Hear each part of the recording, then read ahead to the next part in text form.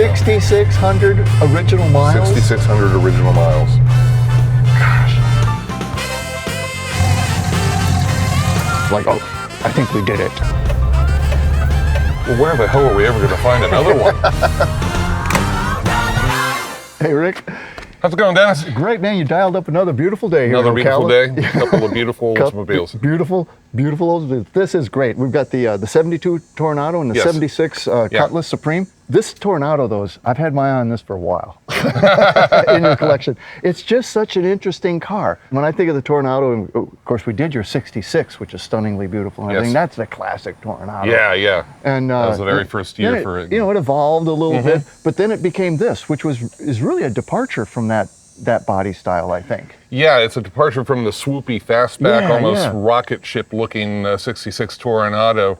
If anything, they kind of took notes from the Cadillac Eldorado camp and gave it that formal Cadillac roof. Yeah, I do see Eldo in it. So it doesn't look hardly anything like the 66 Toronado, but it's equally as handsome of a car. I think it's a dynamite looking car. But it's just very different styling from what the original and it's was. still a front wheel drive car, right? Correct. So the same platform as the Eldo. Yes, absolutely. And what I noticed when we had it out here, and I was kind of at this angle, what an interesting windshield this is, because it almost looks like a turret, doesn't it? I mean, it bends around, it flares out down here, and then you've got this tiny little A-pillar.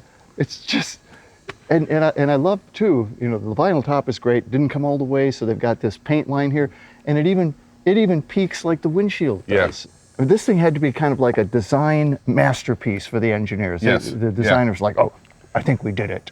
This really was a tour de force for engineering, and I think it's with the Tornados and the Eldorados and also the Rivieras where GM was really showing off the best that it could possibly do I in agree. these cars. And, Yeah, and I I think agree. when you drive this car, you'll see that in the engineering and the way it drives as well. Is GM showing off all of its engineering might in the 60s and 70s. It really was, you know, I think one of the great eras. Almost a little yellow, but it's not really yellow. It's not beige. It's Oldsmobile called this color bamboo. that's appropriate. And when I first heard of the car and got pictures of the car, I thought it was kind of a ho-hum color. But now in retrospect, and especially out here in the sunlight today, it was a special color to them because the top, the interior, everything matches. It sure You does. can't always do that when you're speccing out a Cadillac or an Oldsmobile. So this was one of the special colors where they went to the trouble of making sure that they had the interior materials and even the vinyl top materials perfectly matched, and it's very elegant as a result, I think. And you're right about the perfect car. match on the vinyl top here, and the fact that they did leave this paint edge, just with a little bit of chrome there. Yeah. Oh my goodness! Yeah. But man, it's this interior that kills me, because this was a fabric that just disintegrated really quickly, and so it's in great shape. Number one, and the fabric just glimmers. You can just see it sparkling in the sunshine. It just shines, and I think that that's probably one of the most beautiful steering wheels. And Oldsmobile was always known for their steering wheels, but I love the design of it, kind of a little bit asymmetric in where they put that center bar, but that tiny little champagne gold inset there is just gorgeous, and that's carried through everywhere. You have it at the dash, you have it on the side panels. Yes. And again, when this thing catches the light, it just sparkles. It sparkles and glistens. Yeah. It's a gorgeous interior. I've been of the opinion that the further you get into the 70s and towards the 80s, all of the auto manufacturers really started getting cheap with their interiors. This is not cheap. This is not cheap. And the 72 Toronado is kind of like one of the swan song cars for a really glitzy, ritzy. Well, and the cool interior. thing too is it's this beautiful fabric, but then there's this this bit of vinyl or leather here, both front and back, that give it a little bit of a little bit of more eye appeal, but also breaks up that fabric. Right. It gives it a break to flex too. God, I mean, even the back seat looks inviting. This is just gorgeous. Yeah. And it's in immaculate condition. What do you have? What the miles on it? 6,600 miles on this car. Yeah, a little less than 7,000 original miles on it. It was. I've had the car for over 20 years now. It was one that just kind of came to me, where the seller had learned of our collection and reached out to one of my employees in our Michigan store. Needs to be there, right? And the condition was there, the price was right. You know, it was a no-brainer, and especially today in retrospect, every year that I've owned this car is a year that I've come to love it even more and more, and appreciate all the styling and the accoutrements to it. Yeah, you can really it's a see really it. high-end car, and impossible to find these cars anymore. And, most of them got junked. I haven't seen one since about 72, as a matter of fact. And you get back here, and it does start to take on some more El Dorado look, you know. Yeah. Almost razor fins. But if you see the creases in the trunk and stuff, and you stand behind it, you can see how those carry all the way through the car. It carries all the way to the hood and up to the front of the car. It's just amazing. And then the taillights, but these are additional ones, right? Yes. That's the brake lights. Or? It's a neat little feature, and I'm sure in big city traffic, you know, if you were in downtown Manhattan or something, that would be a nice safety. Yeah. Well, and now we've all got more lights up back here, but this was kind of a new thing. I mean, this was not only low mileage, but it was also cared for very well, even kept. when it was it was a Michigan car, and that's what's amazing. Originally ordered by an Oldsmobile employee. Well, they certainly took good care of it. I was looking at the hubcaps too, and I thought it was a little painted detail there. Those are all holes in that. Yeah, it's a ventilated hubcap. A ventilated hubcap. I bet those are hard to find. Yeah. Luckily, I haven't had to go looking for any. Let's hope that we keep all four on the car today. But it's straight as an arrow. There's not even a door ding in this thing. It's just stunning. Lord knows what they go for today, but I wouldn't know because I never see these for sale. You just don't find these cars. And they'd be a wreck. And it's such a beautiful, stylish, well-proportioned vehicle. Drives out great. Well, it's funny what you said about it because, like I say, I've seen it in your collection for over 20 years, but every year I want to do it more. Yeah, it grows on you. And now we're finally doing. So still a big 455 power in this? 455, yes. Let's have a look at it. All right. Well, it's a big hood. And it is. That's a big engine too. So, you know, what's interesting is, of course, with this, she's going to sit a lot farther forward. Yes. Because it's front-wheel drive. Front-wheel drive. And I'm used to looking in these, even when it's a Caddy or something, this really looks packed in, but there's almost this hollow spot over there. Doesn't that strike you as strange? You can put your picnic basket back there and have your fried chicken warm. But that's where you can really see, at that angle, you can really see the transaxle over there too. Yeah. It looks like this was this factory Z-barred or something undercut? No, that was done by the owner when it was new. You know, that was a common thing, especially in a car in Michigan. So this 1972, this was on the cusp of having everything being pretty neutered. Yes. But this is probably still a fairly healthy 455. Is that true? Yes and no, because 1972 was the first year for the SAE net horsepower rating, which was a different scale, and so everything, even if the power was the same, even if the engine was the same, number was going to be the number was going to be lower because they were measuring it on a much different scale. So the prior year, this was rated at 360 horsepower for 71. Okay. In 72, that changed to 250. Even though it's pretty much the same engine. Pretty much the same engine. Just a different way of ciphering it. Exactly. So makes plenty of power, and it's a heavy car, but it gets down the road just fine.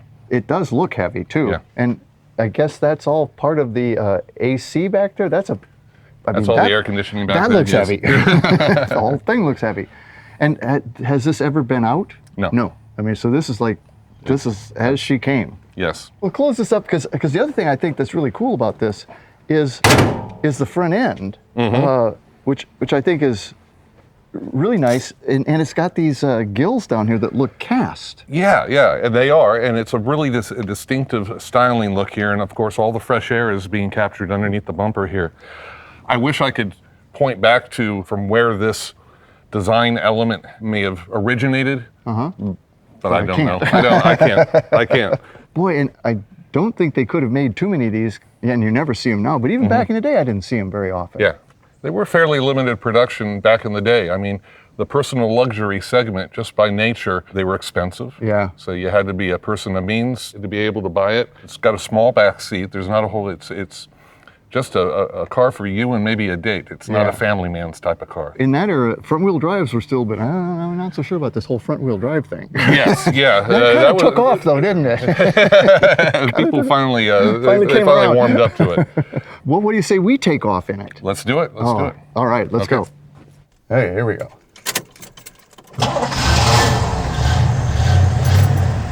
Fires right up. And the AC works, I hear. It does. Oh, Rick. this is so nice. This is about as close to a showroom 72 Toronado as you're going to get.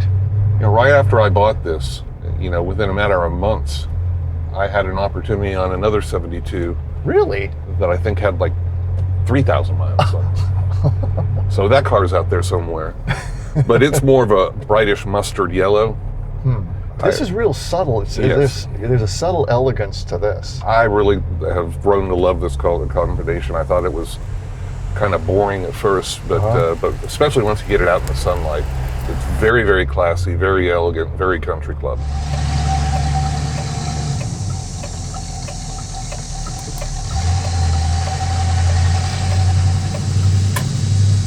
This is a massive car, really. And it really is. The personal luxury segment was very much about slick looking styling, but cars were always deceivingly large. Yes. I mean, just deceivingly large. So outside, not so much inside, especially like small back seat, actually. Yeah, there's lots of trunk, there's lots of hood out there, but there's not a whole lot in between. The styling proportions don't leave much room for the rear seat passengers.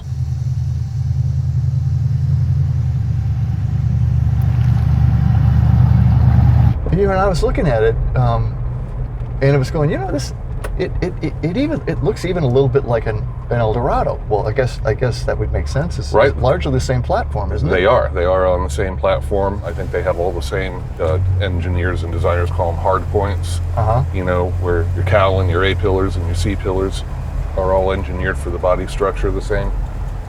So it really has the same proportions and hence the same good-looking profile as the Eldorado did.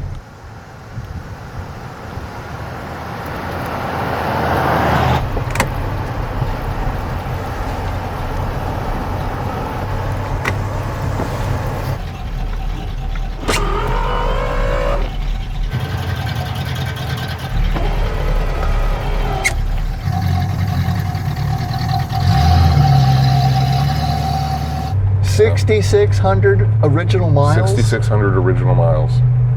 Gosh.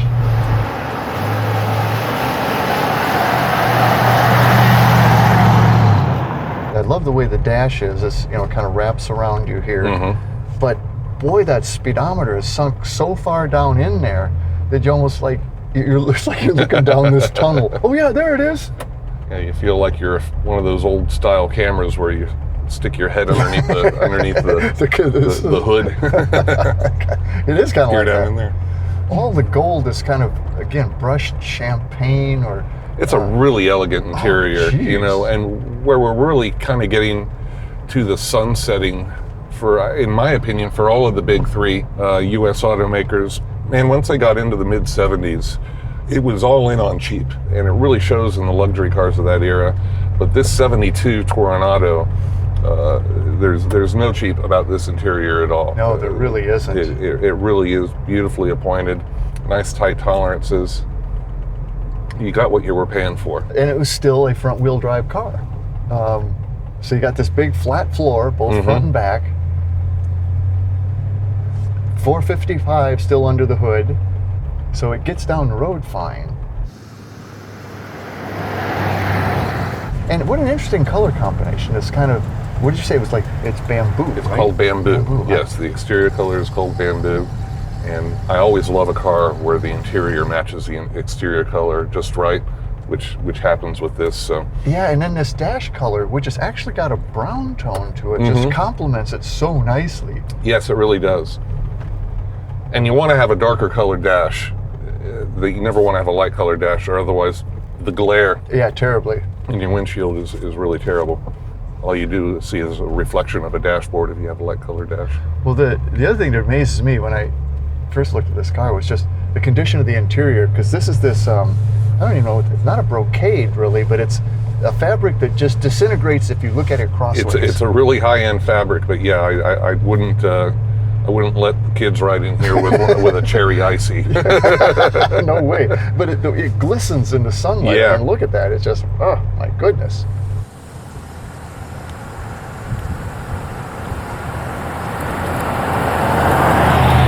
Do you get this out much? Because it kind of sits in the same position all the time in the collection. It hasn't been out a lot since we've had it, and I think in the 20 plus years that I've owned it, I've only driven it maybe grand total of 3 or 4 times. Wow.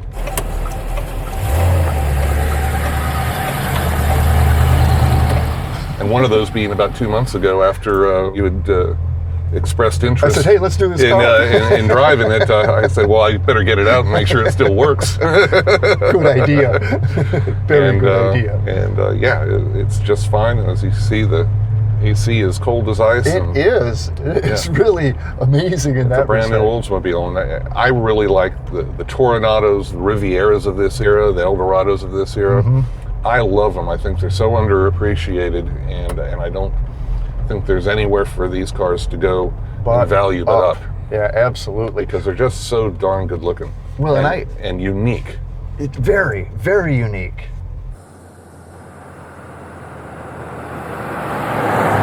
I honestly can't think the last time I saw one of these. In recent memory, in the last 20 years, the only time I've seen one is in your collection. And it's this one. They must not have actually made that many of them, because like the Cutlass we're going to do, there's tons of those made. You saw them all the time, and they were used up, and that's why you don't see them anymore. Right. But I didn't get the feeling that these were used up in the same way, but you sure never see them. No, and I really don't know the production numbers on these. But if I were to guess, I wouldn't think much more than 20,000 units. Yeah. For the year. This is a type of car that you wouldn't find any manufacturer building anymore today. No way. Because every last square inch of it is unique. There's not a whole lot of shared components with anything else in the Oldsmobile lineup on this Toronado.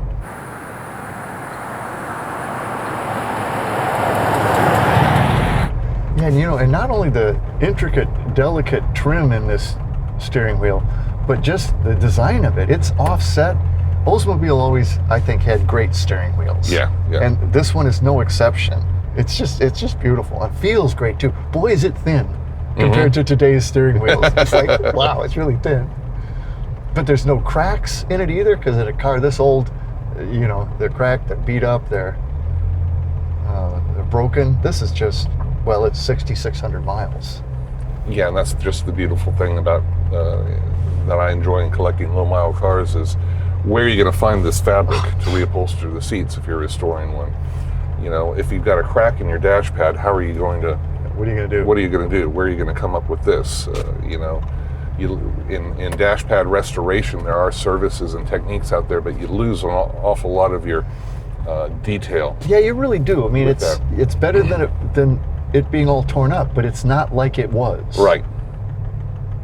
And no matter how good the restoration is, it's still a restoration, and they're only original once. Yeah.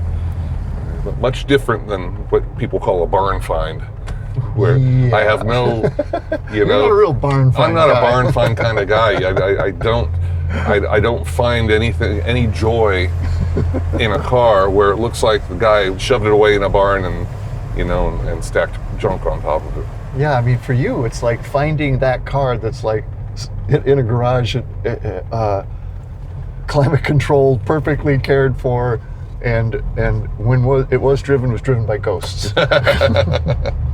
You and your dad just really do have one of the most unique collections for that very reason. The vast majority, low mileage, unrestored originals. But the other part of it is rather interesting cars. You guys were contrarians in your collecting in a lot of ways. Yes, and I love it. We weren't on the bandwagon. We were always intrigued by cars that we would see available, whether they were advertised or whether we were at a swap meet or whether or not we were at an auction.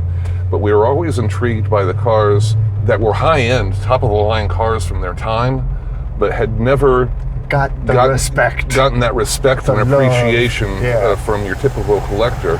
And a lot of times one of the strong motivating factors in acquiring the car was, well, where the hell are we ever going to find another one? Really? You know, Really? which there's a lot of rare muscle cars out there that are rare, but then again, you can't swing a cat at a car show and not hit one of them. Exactly. Well, I think, you know, they made a lot of them, but then also people did hang on to them because they were bandwagon cars. Yes. And whereas these things were just kind of left, you know, whatever. Yeah, once this was a 10-year-old used car. It was a 10-year-old used car. It was worth nothing, and as such, it gets purchased by somebody who back then buys it for $800 as a used car and doesn't really care for the car whatsoever, because what the heck, it's an $800 used car. And that's how they all get wiped out. I call it rate of attrition, and the rate of attrition for cars like this is just horrendous. Really bad. I'll bet the mileage in this thing is nothing to write home about, though. I wouldn't imagine. I've never calculated it. I've never gone through a whole tank of gas with it. Well, you know, in 72, we were in a gas crunch then, too. Yeah. And so that's another reason this was sort of like, man, you know, I think I need a different car. But boy, I tell you, it is so smooth. It handles so well with just fingertip steering. Yeah, it's a beautiful car. Oh my goodness, what a cruiser. Go with the blinker action.